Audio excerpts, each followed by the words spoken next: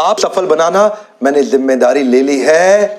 बहुत सारे व्यापारी आज भी मेरे देश में मुंगेरी लाल की तरह काम कर रहे हैं। कौन है मुंगेरी लाल पता है आपको? ये वहां धंधा खोलता है जहां सबका चल रहा है। इसकी जूस की दुकान चल गई, चलो अपनी खोल देते हैं। इसका छल्ली भुट्टा चल गया, मेरा लगा देते हैं। इसकी बिक्री आइसक्रीम तेज, मेरा भी लगा दे आइसक्रीम का ठेला। ये मुंगेरी लाल की तरह धंधे करेंगे तो लोग आएंगे और एक साथ लाइन लगा के। देखिए, धंधा वो होना चाहिए जिसमें दूसरा घुस ना पाए। एक बार और कमान, मोनोपोली कैसे क्रिएट करेंगे? एंट्री बैरियर खड़ा करके। क्या होता है एंट्री बैरियर? आज कमाल का फॉर्मूला देने जा रहा हूं। हाईवे पे जाओ, एक कचौड़ी वाला चल जाता है, 50 और आ जाते हैं। एक मोमोज वाला चल जाता है, 50 और आ जाते हैं। एक छल्ली वाला चल जाता है, 50 और आ जाते हैं। क्या हो रहा है ये देश के अंदर? ऐसे धंधा किया जाता है। हमारे देश के व्यापारी सब मुंगेरी लाल बने हुए हैं। आज वही मुंगेरी लाल को बाहर निकालूंगा। मैं आपसे बात कर रहा हूं, ध्यान देना। व्यापार ऐसा करूं कि दूसरा घुस ना पाए। अपने बिजनेस को एक मोनोपोली अपनी मार्केट में कैसे क्रिएट जानना चाहते हैं? कुछ टिप्स देने जा रहा हूं। मेरा पहला टिप है, मैं जो आपके सामने टेक्निक्स दे रहा हूं उनको बोलते हैं एंट्री बैरियर। क्या कहते हैं? Entry barrier. अपने व्यापार को कुछ ऐसा बना दो कि दूसरा वाला पीछे से घुस ना पाए। ये देखिए, ये नीला समुद्र है, ये लाल समुद्र है, इधर सब के सब आपस में लड़ रहे हैं। इसने एक बैरियर क्रिएट किया, ये आगे निकल गया, बाकी पीछे रह गए। अपने व्यापार में आगे निकलना चाहते हो? सारे टिप्स देखना ध्यान से। ये आगे निकल गया, बाकी पीछे, आपस में एक दूसरे कट थ्रोट। क्या बोल रहे हैं? कट थ्रोट, एक दूसरे का गला काटने वाले लगे। क्या आपके साथ भी डिस्काउंट देना पड़ता है आपको? उधारी देनी पड़ रही है आपको? ये डिस्काउंट उधारी सब बंद। आज धंधा करेंगे कैश में, मुनाफा कमाएंगे मोटा। ध्यान दीजिए आगे कैसे निकलना है। मेरा पहला पॉइंट है इंटेलेक्चुअल प्रॉपर्टी प्रोटेक्शन। क्या अर्थ हुआ इसका?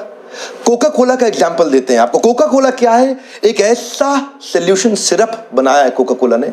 अपनी कोल्ड ड्रिंक खुद नहीं बनाता, बॉटलर को बोलता है कार्बोनेटेड पानी मिलाओ, चीनी मिलाओ मेरे सिरप में। उसके सिरप के बारे में 1891 से शुरुआत करी, आज तक सिरप के बारे में किसी को नहीं पता कि कोई जानता ही नहीं उसका सिरप कैसे इसको क्या बोलते हैं? Trade secret. एक्चुअल फॉर्मूला आज तक कुछ ही गुमनाम लोगों को पता है, और वो गुमनाम कौन है? उनका कोई नाम नहीं, उनकी कोई पहचान नहीं। कर्नल सैंडर्स ने भी केएफसी के अंदर ऐसा ही ट्रेड सीक्रेट जनरेट किया अपनी सीक्रेट रेसिपी के साथ में। किसी को नहीं पता चलता, लेकिन बिजनेस बहुत स्केल अप कर दिया। क्या आपके बिजनेस में भी आप कुछ ऐसा कर सकते हैं जिससे एंट्री बैरियर जनरेट हो जाए? कुछ एग्जांपल आपके लिए तुरंत अप्लाई होंगे, कुछ आपको सोचने पड़ेंगे। मेरा अगला पॉइंट सुनिए, patent and licenses. Patent and licenses ये यूरोपियन अमेरिकन कंपनीज बहुत करती हैं। अच्छा, हमारे देश में भी कुछ मुंगेरी लाल, चवन्नी लाल उसको बना लेते हैं, लेकिन डर के मारे किसी को पता ना लग जाए, किसी को पता, धंधे में केवल अपने बेटे को बिठा लेते हैं। पेटेंट एंड लाइसेंसेस की मदद से धंधा बहुत स्केल अप हो सकता है। फार्मास्यूटिकल इंडस्ट्री में इसका बहुत इस्तेमाल किया जाता है। एक्चुअली ये ओनर को एक राइट देता है, जिस राइट के चलते कोई दूसरा कॉम्पिटिटर उस प्रोडक्ट को ना तो बना सकता है ना बेच सकता है। फार्मास्यूटिकल इंडस्ट्री के अंदर दो प्रकार की मेडिसिन बनती हैं, एक है जेनेरिक और दूसरी है मॉलिक्यूल। जेनेरिक मतलब जनरल, जो सबके पास है। मॉलिक्यूल मतलब आपने अपने R&D के अंदर वो स्पेसिफिक आइटम बना ली जिसका आपने पेटेंट ले लिया। अब 10 रुपए की आइटम आप 1000 रुपए की बेच रहे हैं, लेकिन कोई कंपटीशन घुस नहीं सकता। एंट्री बैरियर क्रिएट कर दिया। एंट्री बैरियर भी क्रिएट किए जा सकते हैं अगर आप छोटे छोटे R&D सेंटर बिल्ड कर ले अपनी कंपनी के अंदर, अपनी ऑर्गेनाइजेशन के अंदर। आपको लगता है मुश्किल, अभी सुनते रहिएगा। आसान कई तरीके हैं, और एक ऐसा तरीका है जो आपको सफल पक्का बना देगा, वो लास्ट में बताऊंगा। अगला वाला एग्जाम्पल तो आप रोज अपने जीवन में देख रहे हैं, डिस्ट्रीब्यूशन नेटवर्क। ये डिस्ट्रीब्यूशन नेटवर्क भी एंट्री बैरियर क्रिएट कर देता। जानना चाहते हैं कैसे? नोकिया का डिस्ट्रीब्यूशन नेटवर्क बड़ा था, लेकिन अंदर से खोखला, कमजोर था। नोकिया अपने डिस्ट्रीब्यूटर रिटेलर को 15-15, 20-20, 25-25 रुपए दिया करता था मार्जिन में। लोग इंतजार कर रहे थे कोई आ जाए नोकिया को पीटने के लिए, रिटेलर, क्योंकि रिटेलर थके हुए थे। 20 रुपए के मार्जिन पे मोबाइल बेचा करते थे। नोकिया ने ध्यान नहीं रखा अपने डिस्ट्रीब्यूशन नेटवर्क का, लेकिन वहीं कौन आ गए? Oppo, Vivo. Highest margin they रहे हैं, आज सबसे बड़ा मार्जिन दे रहे हैं। किसी भी रिटेल की दुकान पे चले जाओ, वो बोलेगा सबसे बढ़िया मोबाइल ओप्पो का है, ले लो। सबसे बढ़िया मोबाइल ओप्पो का है, ले लो। ओप्पो वीवो की वो तारीफ करता है। क्यों? ओप्पो वीवो ने आज डूबते हुए रिटेलर को, ऐसे रिटेलर को जिसको फांसी लग जाती, मर जाता बेचारा, क्योंकि उसके पास मार्जिन नहीं था, खर्चे के लिए पैसा नहीं था। आपको पता नहीं मोबाइल जो का धंधा है ना, बहुत कम मार्जिन का है।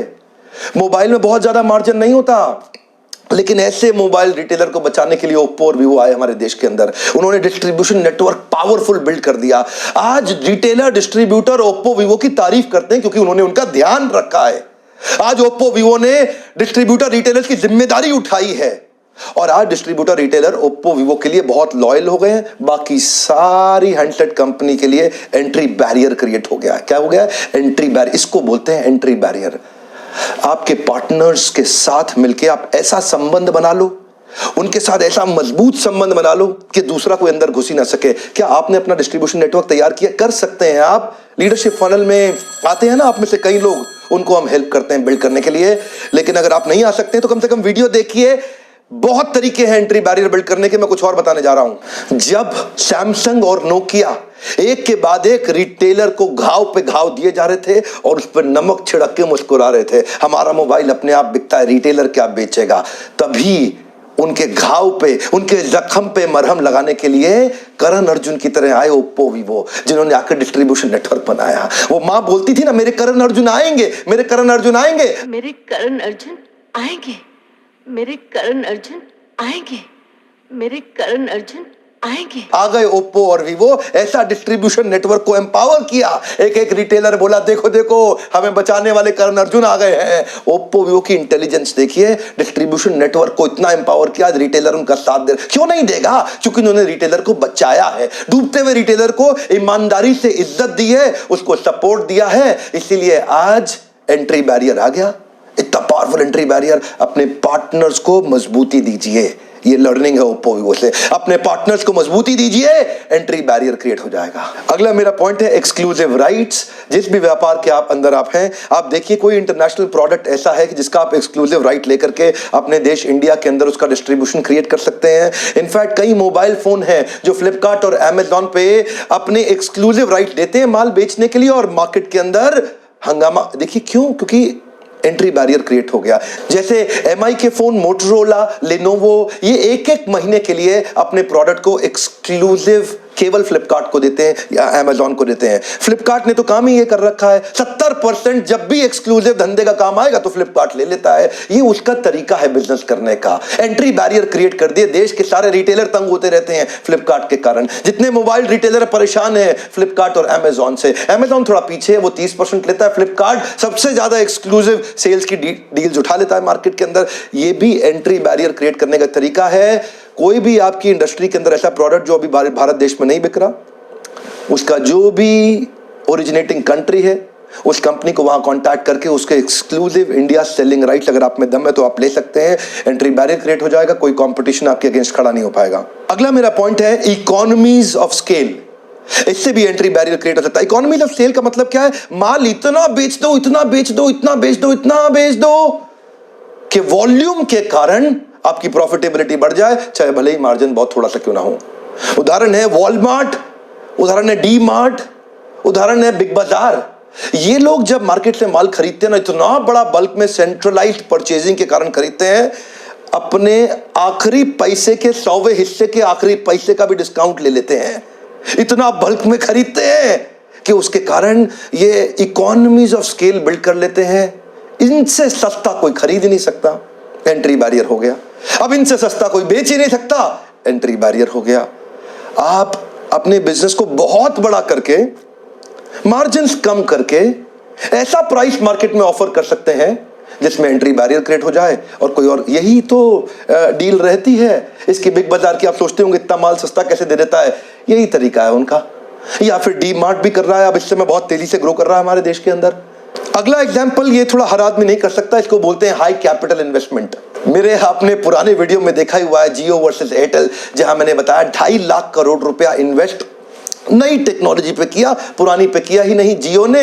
इसको बोलते हैं हाई कैपिटल इन्वेस्टमेंट, जहां एंट्री बैरियर क्रिएट कर दिया। एयरटेल बेचारा पुरानी वाली इन्वेस्टमेंट से जूझ ही रहा था, ये नई इन्वेस्टमेंट पे 2.5 लाख करोड़ रुपए खर्च कर दिया। बाकी लोग पीछे पीछे आने में बहुत परेशान हो रहे हैं, इतना बड़ा बैरियर हो गया। टाटा तो बिक ही गया, उसको तो बेचारे को एयरटेल के पास जाना पड़ा, हमको खरीद लो। और उधर से वोडाफोन और आइडिया में चल रहा है। अब ये दोनों सोच रहे हैं हम दोनों एक हो जाते हैं, क्योंकि अलग अलग ये जियो से लड़ नहीं पाएंगे। जियो ने ऐसा एंट्री बैरियर क्रिएट क्रिएट कर दिया। 13 मोबाइल नेटवर्क सर्विसेज की कंपनी हो गई थी, अब 3 ही रह जाएंगी, फिर सब गिर के सब नीचे आ गए। क्यों? Entry barrier. जियो के आते ही हंगामा हुआ देश में। अगला मेरा पॉइंट है प्रोप्राइटरी टेक्नोलॉजी, और एग्जाम्पल मैं दूंगा आपको माइक्रोसॉफ्ट विंडोज का। माइक्रोसॉफ्ट विंडोज के कई वर्जन हैं, सारे वर्जन अगर आप देख लें तो उनका मार्केट शेयर आज अबाउट 90% है। No doubt, Bill Gates has 90% gross margin also because of the proprietary technology. Therefore, he is the richest billionaire in the world. Richest billionaire in the world. जानते हैं क्यों? इसी को बोलते हैं एंट्री बैरियर। आपके लिए थोड़ा आसान तरीका, एक्सीलेंट कस्टमर सर्विस। एग्जाम्पल बहुत हो सकते हैं, लेकिन मैं जुबिलियंट ऑर्गेनोसिस की company called brand Domino's pizza, more than 60% market share organised industry के अंदर, delivering piping steaming hot pizza at your door step in less than 30 minutes और फॉर फ्री। क्या एक बार और? 30 मिनट के अंदर पिज्जा आपके घर पे, नहीं तो फ्री हो गया जी, फ्री हो गया। ये जो डोमिनोज ने एक्सीलेंट एक्सपीरियंस क्रिएट किया ना, एंट्री बैरियर हो गया। दोबारा कई पिज्जा वाले आए, आधे बंद हो गए और आधे सरवाइव करने के लिए सांस फुला रखे हैं, पिज्जा टाइम से पहुंचा नहीं पा रहे। इसको बोलते हैं एंट्री बैरियर। मेरा अगला एग्जांपल है ब्रांड इक्विटी। वैसे इसके ऊपर मैं 2 वीडियो ऑलरेडी डाल चुका हूं, पर एग्जांपल आज जो मैं आपको दूंगा वो है एमसील। एमसील एक्चुअली क्या है? ब्रांड का नाम है। एमसील प्रोडक्ट का नाम नहीं है। एक बार और, सिनोनिमस ब्रांडिंग का एग्जांपल है। देश का नमक टाटा, ठंडा मतलब कोका कोला, नूडल मतलब मैगी, एडेसिव मतलब फेविकॉल। आज इतनी सारी सिनोनिमस ब्रांडिंग हो रखी है, उससे एंट्री बैरियर जनरेट हो जाता है। एमसील ने भी एंट्री बैरियर जनरेट कर दिया। एमसील होता क्या है? एक्चुअली प्रोडक्ट को बोलते हैं एपॉक्सी कंपाउंड, लेकिन प्रोडक्ट के बारे में किसी को नहीं पता। वो ब्रांड इतना पॉपुलर हो गया कि प्रोडक्ट एपॉक्सी कंपाउंड का नाम तक किसी को नहीं पता। एंट्री बैरियर हो गया। जिसको खरीदने की जरूरत पड़ेगी बोलता भैया एमसील देना, भैया एमसील देना। कभी नहीं बोलता एपॉक्सी कंपाउंड देना, भैया एमसील देना। एंट्री बैरियर हो गया बाकी सारे ब्रांड्स के लिए। आपने वो पुरानी एड देखी थी? जिसने देखी हंस हंस के लोटपोट हुआ था। क्या बोला? वो मोटा सा हट्टा कट्टा लड़का अपने पिता से बोलता है 2 जीरो और डालो, 2 जीरो वसीयत में और डाल दो। वो पिताजी की बेचारे शरीर छोड़ने ही वाले थे, लेकिन वो जीरो डलवाया जा रहा था नीचे साइन करा के। तभी एक बूंद टपकी और पहले का 1 मिट गया। एक टपकती बूंद आपकी जिंदगी खत्म कर सकती है। वहीं एमसील फेमस हो गया, एक एंट्री बैरियर क्रिएट हो गया। अगला मेरा पॉइंट है लॉयल्टी बियॉन्ड लॉजिक। और आपको पता है ना, मैं हर पॉइंट के पीछे केस स्टडी देता हूं। मेरे क्लाइंट्स हैं, अच्छा हमदर्द भी मेरा क्लाइंट है। हमने क्या देखा, हमदर्द के कुछ प्रोडक्ट थे जो हैदराबाद के अंदर इस्लाम प्रैक्टिस करने वाली कम्युनिटी के बीच में बड़े पॉपुलर थे। यूनानी प्रोडक्ट, और प्रोडक्ट भी बड़े शानदार थे। बीच में हुआ ऐसा कि हमदर्द की कंपनी के अंदर स्ट्राइक हो गई, शायद लेबर यूनियन से हुआ होगा, और वो प्रोडक्ट बनना नहीं।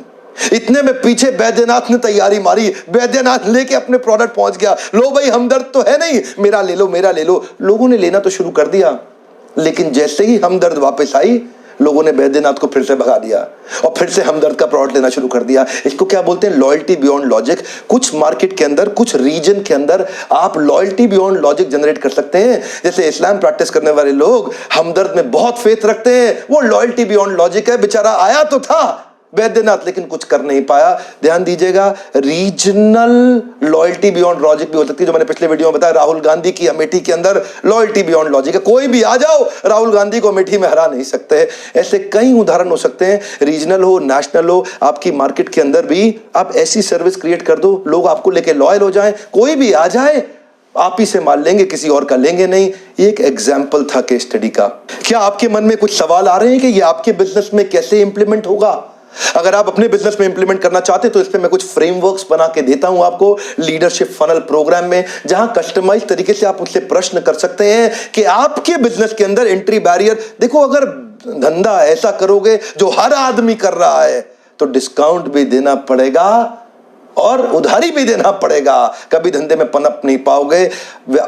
असली व्यापारी वो है जो कंपटीशन को तहस नहस तक कर देता है। मैंने बिल गेट्स और मुकेश अंबानी को देखा, इनकी आदत है, पारिवारिक आदत है, पूरे कंपटीशन को तहस नहस कर देने की। आप अपने बिजनेस के अंदर ब्लू ओशन इनोवेशन या डिफरेंशिएशन क्रिएट करना चाहते हैं और आप चाहते हैं एंट्री बैरियर लग जाए, ताकि आपके बिजनेस में हर कोई ना घुस जाए और आप अपने बिजनेस को नए लेवल तक लेके जा सकें। लीडरशिप फनल के बारे में हमारे टीम को फोन करके पूछिए इस नंबर पे कि इसकी अगली तारीख कब की है और कहां की है। सीट्स लिमिटेड है। जनवरी ऑनवर्ड्स बैच एक्सपेंसिव होने जा रहे हैं क्योंकि कुछ नई चीजें